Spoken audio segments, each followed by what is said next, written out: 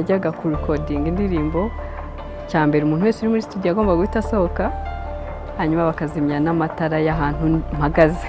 Sinza kwibagirwa nubwo imvura yagwa imifu igatemba umva iki cyemezo sinakubwira icyo ntazi oya sinabishobora sinza kwibagirwa. Yitwa Ingabire Butera Jeanne d'Arc uzwi nka Knowless mu muziki nyarwanda. Knowless Butera rero yavutse ku itariki 2 Ukwakira mu mwaka w'1990.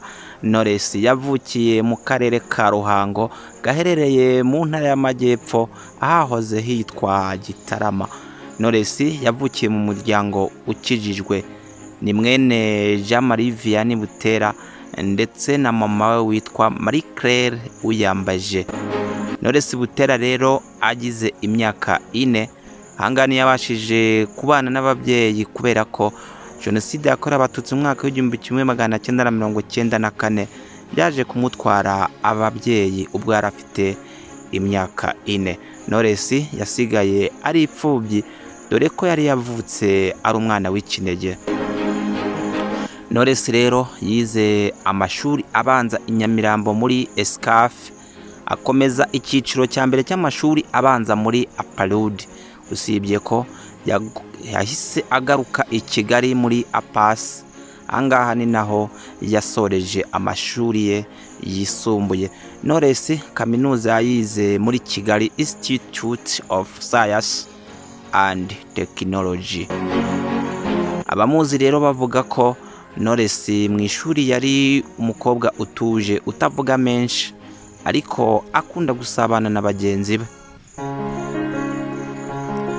Knowless yatangiye rero kumenyekana ko afite impano yo kuririmba ubwo yigaga muri Apasi. Ahangaha ni naho yatangiye gushabukira cyane.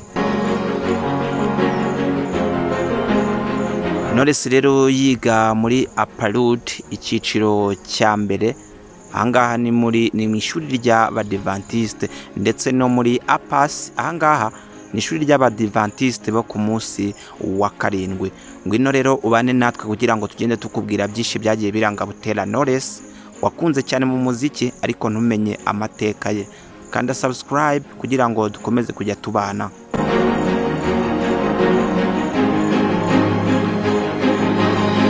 Knowless rero nkuko nabikubwiye yavukiye mu karere ka Ruhango, yitwa Butera Knowless Jeanne d'Arc ariko twebwe twamumenye ku izina rya Knowless mu muziki. Knowless yatangiye umuziki we mu mwaka w'2009 ubwo yari arangije amashuri yisumbuye, ndetse iki gihe yinjiye mu muziki ajyanywemo n'abastari batandukanye nabo bamaze kubaka ibigwi hano mu muziki w'u Rwanda, harimo nk'uwitwa King James Kamishi, Oda Paccy ndetse n'abandi benshi bamwe bagiye bigana n'uyu star kazi hariya mu mashuri yisumbuye kuri Apasi. Muri 2016 Knowless yatangaje ko agiye gukora umuziki by'umwihariko. Ni umuziki yatangiriye muri studio yari i Nyamirambo yitwaga Unlimited Records. Ingiyi ni studio yari i Nyamirambo yakorerwagamo n'uwitwa Junior Mati System ndetse n'uwitwa Click. Knowless yatangaje ko ubwo yajyaga gushyira indirimbo ye ya mbere cyangwa se ubwo yajyaga muri studio bwa mbere Junior Mati System atarahari, ahubwo hari uwitwa Click.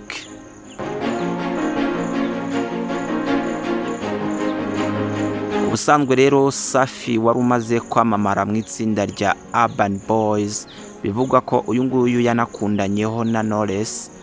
Uyu nguyu ngo niwe wagize uruhare rukomeye we n'umuhanzi witwa Kameshi kugira ngo binjize Knowless muri studio yitwaga Unlimited Records kubera ubuhanga bari batangiye kumubonaho mu bijyanye n'umuziki. Urukundo rero rwa Knowless ndetse na Safi Madiba wari umaze kubaka ibigwi muri Urban Boys. Ibingibi rero ngo biri mu bintu byatumye Knowless abasha kugenda amenyekana mu ruganda rw'imyidagaduro cyane cyane mu muziki nyarwanda. Knowless rero nyuma yo kujya mu muziki ahangaha ise atangira gutumirwa mu bitaramo bitandukanye nk'umukobwa nyine wari umaze kwandika izina mu bijyanye n'umuziki.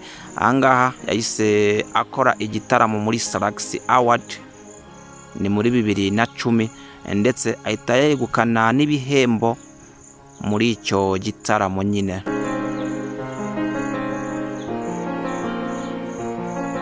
Iki gihembo rero cyabereye Knowless nk'urufunguzo rumwinjiza mu muziki kubera ko muri 2011 yahise ashyira hanze indirimbo nyinshi cyane mwagiye mukunda. Yashyize hanze alubumu ye ya mbere maze ayita Komeza. Igitaramo cyo kumurika iyi alubumu cyitabiriwe n'abasitari batandukanye harimo nk'uwitwa Kamishi. Knowless rero yaje kuva muri studio yitwa Unlimited Records ahita akomereza umuziki we muri Kina Music studio yakorerwagamo na Ishimwe Clement waje kujya mu rukundo na Knowless ndetse bakanabana kugeza ubu ngubu. Kuva yamenyekana rero Knowless yari umukobwa muto kandi wamamaye cyane. Muri ibyo bihe hari n'abandi bastarikazi harimo nk'uwitwa Priscilla Miss Jojo ndetse n'abandi batandukanye Liza Kamikazi, Chanela, Oda Pass, Queen Chan, R ndetse n'abandi batandukanye. Gusa Knowless yaje kuba uwa mbere mu bitaramo byose kubera ubuhanga yadukanye bwo kuririmba. Nubwo rero gukundana na Safi Madiba byamubereye nk'urufunguzo rwo kwinjira mu muziki, Knowless nawe yaje gukora uko ashoboye hanyuma ateza umuziki we imbere. Knowless rero ni umwe mu bahanzi bakomeye bo mu Rwanda baje gutsindira ibihembo bitandukanye mu muziki harimo nk'igihembo cyitwa Primus Guma Guma Superstar. Iki rero ni igihembo cyamubereye urufunguzo rukomeye cyane rwo kwinjira mu muziki. Hanyuma Knowless akora indirimbo nyinshi cyane. Mu mwaka wa 2015 rero Knowless yashyize hanze indirimbo nyinshi ziri mu rurimi rw'igiswahili bituma ahabwa ibihembo bitandukanye nabyo byagiye bituma atumbagiza izina rye haba mu Rwanda ndetse n'imahanga. Knowless rero mu kiganiro yagiranye n'umunyamakuru mu mwaka wa 2020 ahangaha yagiye abazwa ibintu by'ingenzi byihariye tugiye kugenda tukugezaho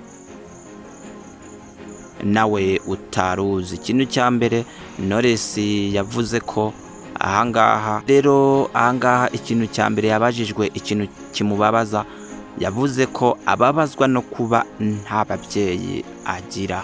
Cya gatatu rero Knowless yavuze ko ikintu kimushimisha ari ukubona abana bato bishimye kandi akabona abantu babayeho amahoro. Yavuze ko kandi ikintu akunda kurya kurusha ibindi ari ibijumba ndetse kandi akirira n'imyumbati.